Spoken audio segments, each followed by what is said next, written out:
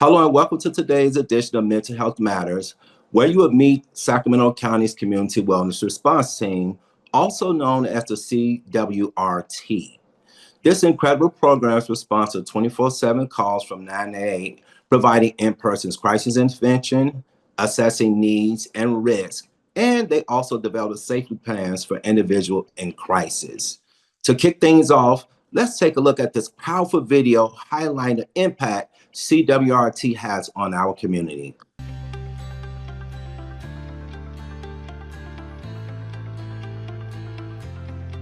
Community Wellness Response Team is a program that's been in the works for a while. The biggest thing is to give individuals a time to get help for their mental health without involving police. So if someone is in need of support and services for feeling suicidal, depressed, or anxiety, they're able to contact 988 and they'll contact our referrals and we can go out and see them in person to kind of help give them the actually in-person services they need to get through what's going on, or at least have a better idea where to go in the future. So they will speak with a dispatcher. The dispatcher will obtain all of their information, what they're going through, and then they'll dispatch a mental health counselor such as myself and a peer. So we will go together and we will meet the individual where they are, whether it's at their house, a restaurant, a park, wherever, and just speak with them about their crisis and just to see how we can help them. So sometimes we're able to stabilize them in the community, which means that they're able to take the resources and follow up with either a core site, which are usually like Turning Point, El Hogar, their outpatient clinics that the client is able to follow up with for aftercare. We also do what's called a safety plan, which is kind of help them identify what triggers are, people of contact that they feel most comfortable with, if they have their own therapist or psychiatrist, just kind of putting the names down. So if they are in another crisis, they have an actual, sheet to kind of refer to. So pretty much a peer specialist is someone who will have lived experience. So it involves us having our own experience or family experience, something to do with mental health. So if someone had someone in their family committed suicide or they've been suicidal self in the past, we are able to bring that story and a connection and connect with our community members to try to bridge that trust early in the conversation rather than down the road. We're teamed up with 988. We get the filtered call. We are 24/7. So we are able to get those calls that come in later and help people in need that are, not aware that we're actually open 24/7. Our motto is to meet them wherever they're at. So we do really well with just coming in. We're just normal people, fully understanding, and just trying to provide the best care for that individual in that time.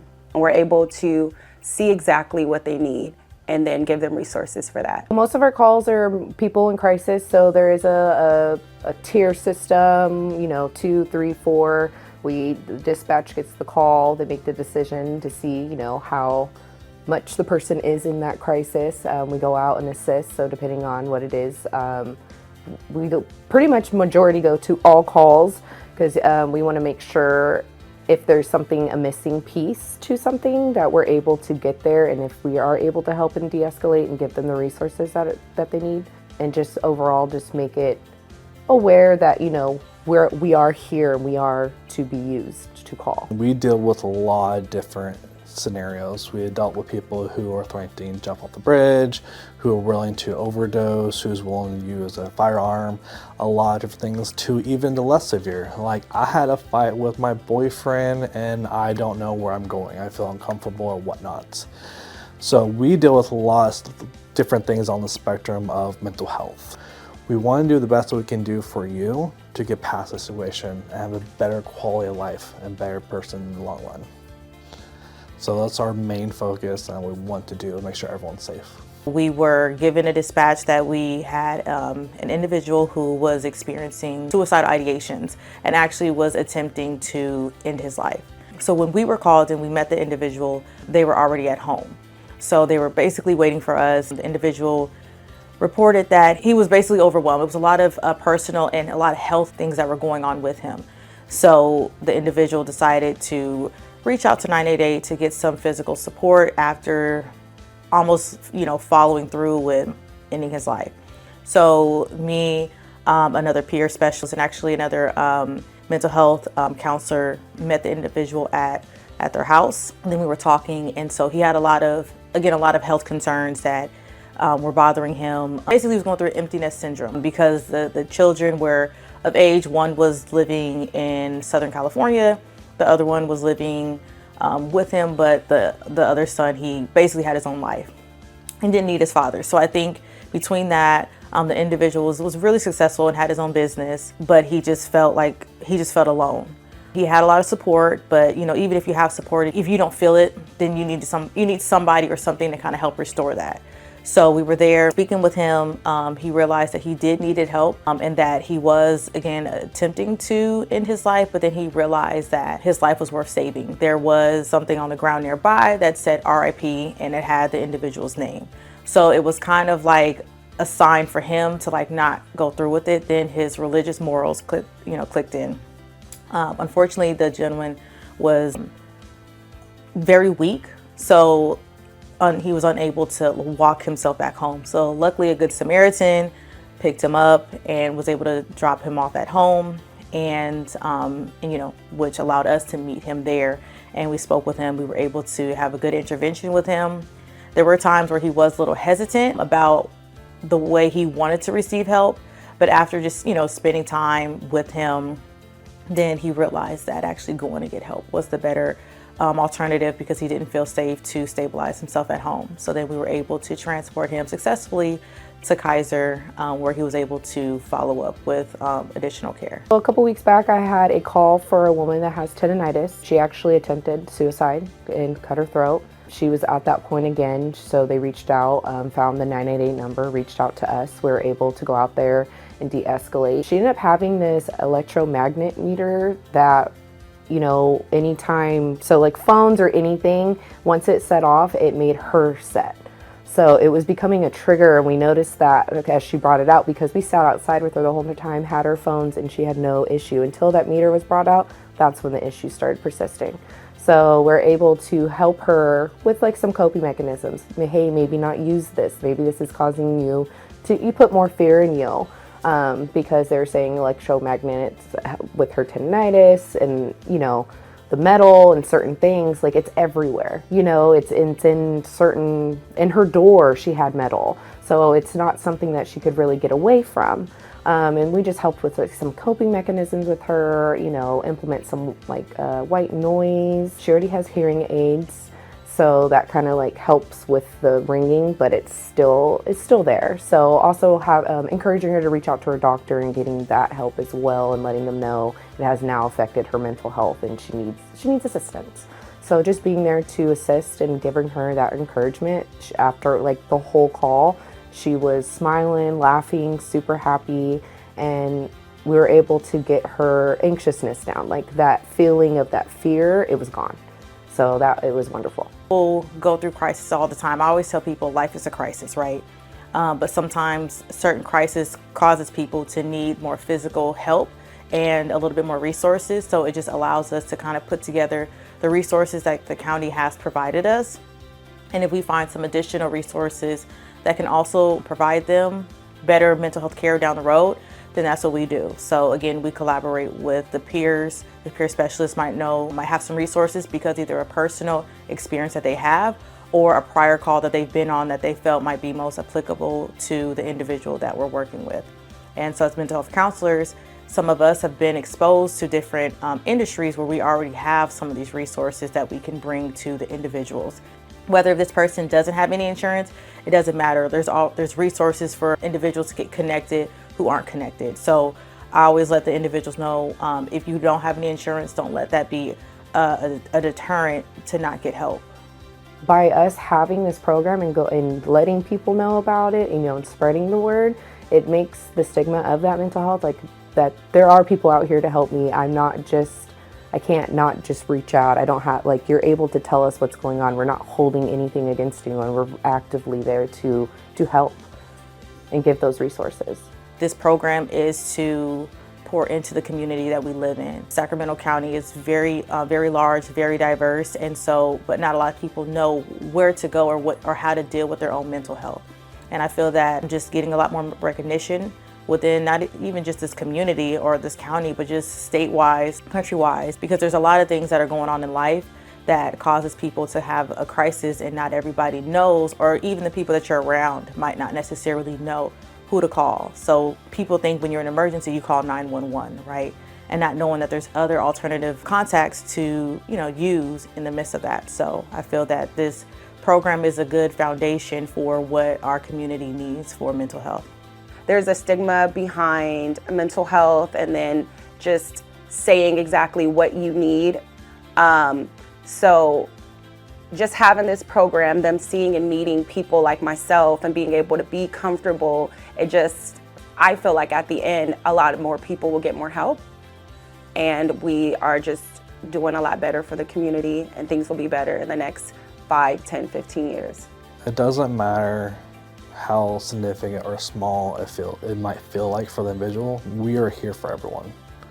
You can be, if you're in Sacramento, from the very top to Little Sacramento, it doesn't matter to us. We'll come out to you and we'll support you, and we'll give you everything we have. We won't let you high and dry. We will do everything we can to make you feel comfortable and make you feel like you can accomplish something in the future. Can you share what the Community Wellness Response Team, CWRT, is and what the main goal of the program is? Sure. So CWRT stands for Community Wellness Response Team. They are a response team that goes out into the community to respond to 988 calls if the individual who called is needing more in-person support. The main goal is really the community, serving the community. As community members, we really care about the individuals within our county.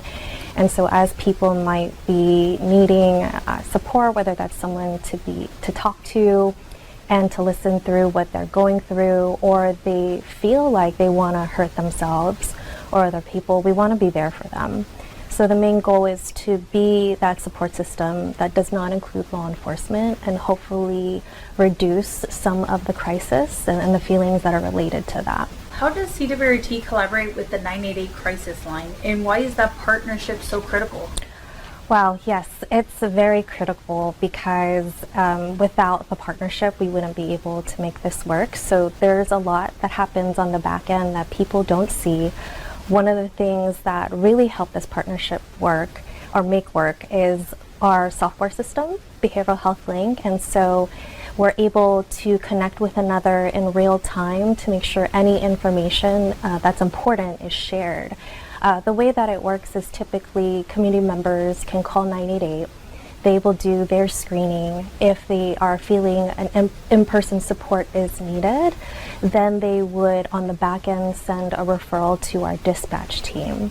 And so as a community member, what that might feel like is you'll be with a 988 specialist. Then a third-party call may happen with our dispatcher. They will ask a few questions, and 988 will then leave the third-party call. And then our dispatcher on the back end will then have our response team deployed, going out into the community to meet the community member. And so you as a community member aren't going to feel that kind of shift, but really we're hoping that it's just seamless, and where it feels very easy as a community member that you call, you need help, you talk to another individual, and then we meet you wherever you're at. So who can participate in this program, and are there any specific criteria that individuals must meet to receive Community Wellness Response Team services? Yeah, so as long as someone is within Sacramento County limits, they can receive services. There are no income requirements, no insurance requirements. As long as they are within Sacramento County, we can help them. I guess the only criteria would be that this person is experiencing some sort of crisis.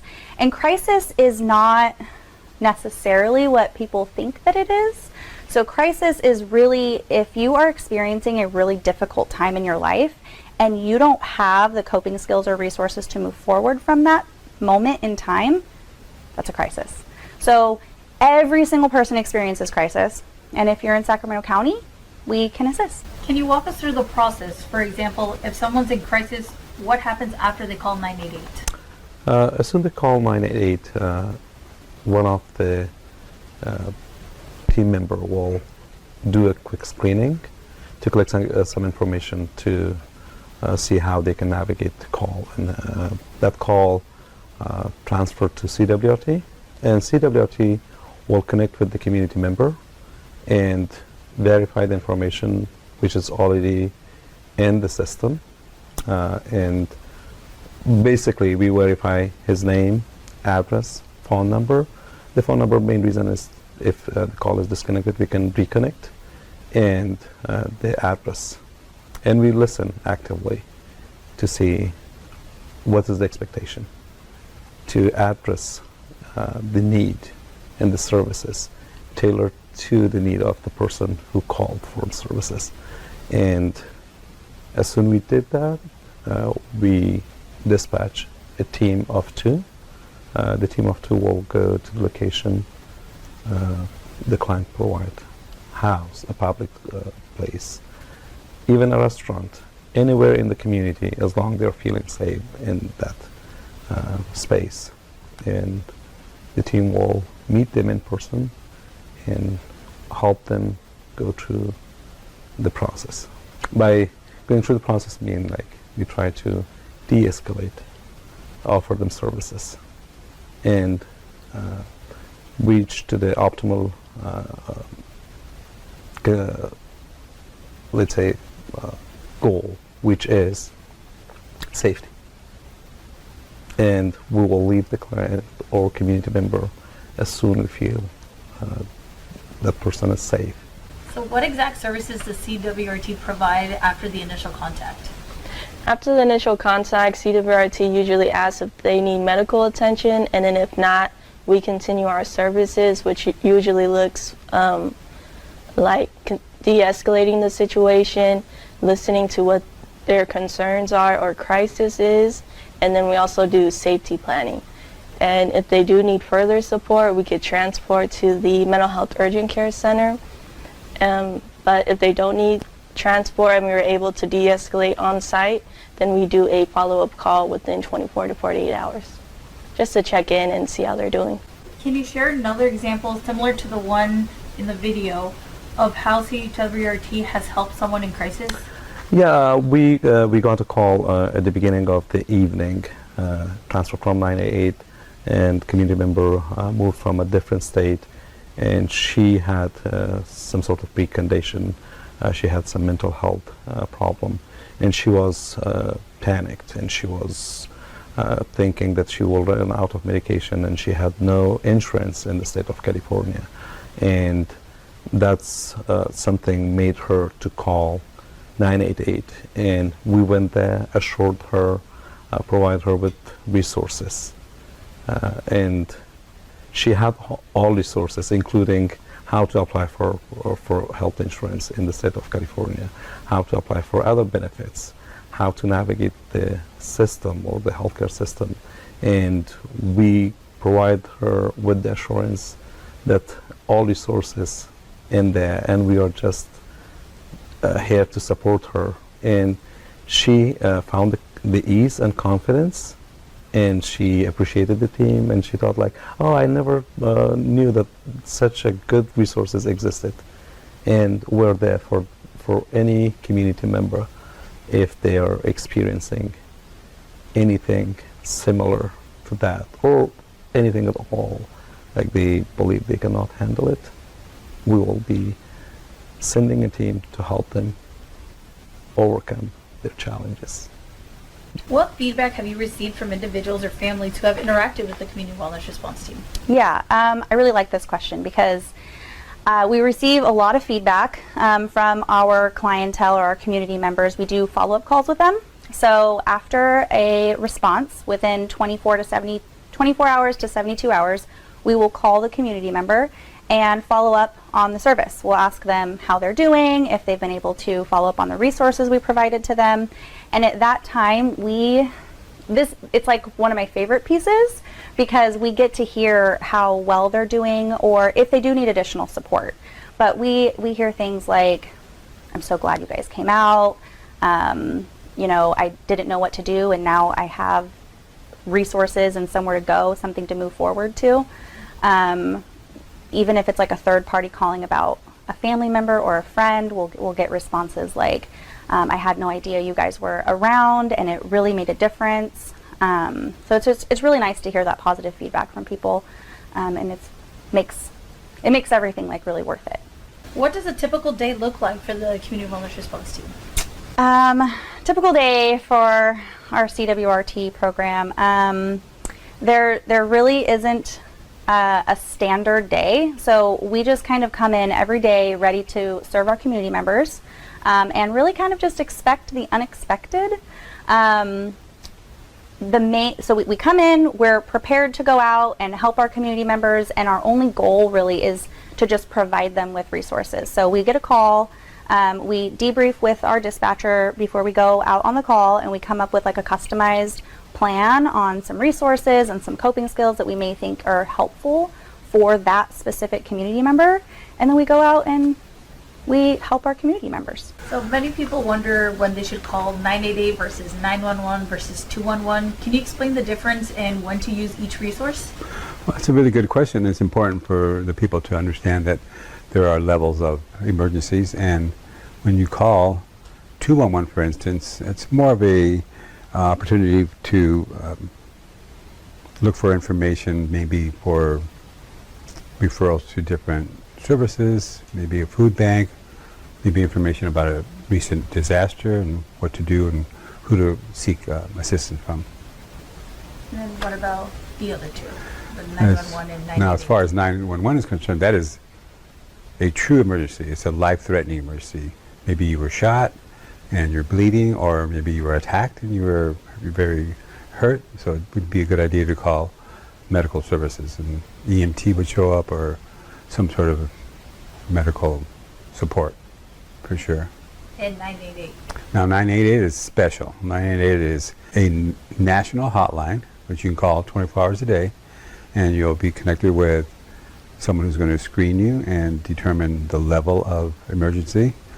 Well, we don't want to use the word emergency per se, but perhaps just a behavioral issue that might be going on with the family. Maybe you're concerned about someone having a behavioral problem. Maybe they might be thinking in terms of self-harm or harming somebody else. So we would be screened through the 988 line, and then they would determine whether or not to call us or to call 911, depending on how severe the emergency is. So that's important to know. 988 is around for helping the community and helping them recognize that there are people around that want to really help them out. And so we are a part of the community. Most of us live here in Sacramento, and we look forward to that call. We want to be available for people. People are valuable, they're important, and they need to be recognized for the strength and the courage to call someone for help, because it can be difficult. What does a typical day look like for the community wellness response team? Typical day for our CWRT program, there really isn't a standard day. So we just kind of come in every day ready to serve our community members, and really kind of just expect the unexpected. So we come in, we're prepared to go out and help our community members, and our only goal really is to just provide them with resources. So we get a call, we debrief with our dispatcher before we go out on the call, and we come up with like a customized plan on some resources and some coping skills that we may think are helpful for that specific community member, and then we go out and we help our community members. How can the community support CWRT and ensure more people know about their critical resources? 988 and CWRT does a lot of outreach within the program, and we go to a lot of events and talk about mental health and our services. But I think a big help would be individuals that actually utilize 988 and CWRT talk about their experience to other people, and then that could help other people like call if they do need support. And what would you say to someone if they might be hesitant to call 988 because they're unsure if their situation qualifies as a crisis? Yeah. Unfortunately, I think this happens quite a bit. I would say that if you're in a place of hesitancy and you feel like you aren't sure, you probably should be calling. Because something is indicating that you're having a hard time. There's something going on where you're like, I don't know, should I call, should I not call? And that in itself is enough to make the phone call. And at that point, we can resource with you. We can talk with you, talk to you about what's going on, figure out, do you need an in-person response? Do you need support over the phone?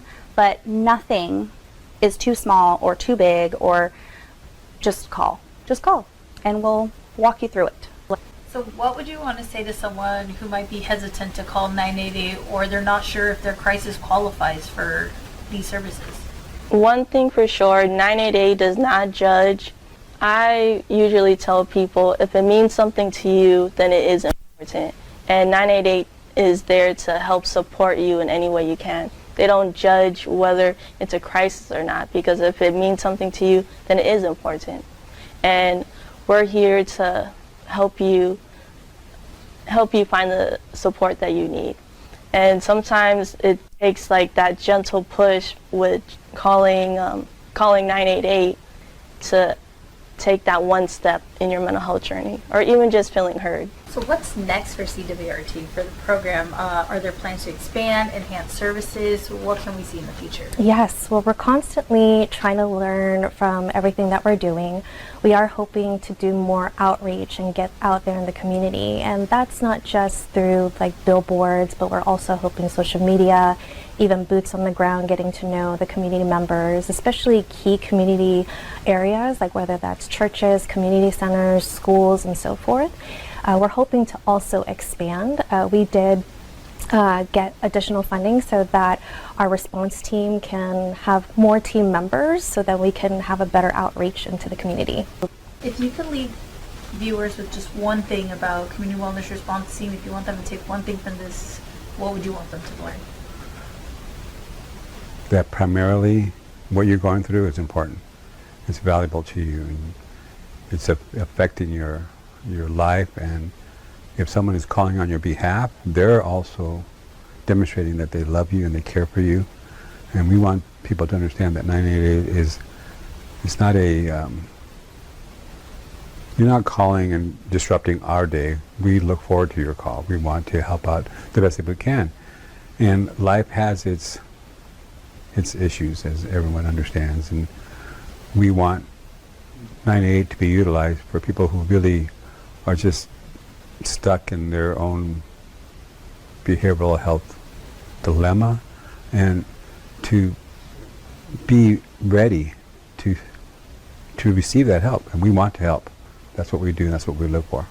That's it for this edition of Mental Health Matters. If you would like to be a guest on our show, or if you would like a DVD copy of our show, please dial 916-366-4600. Thank you.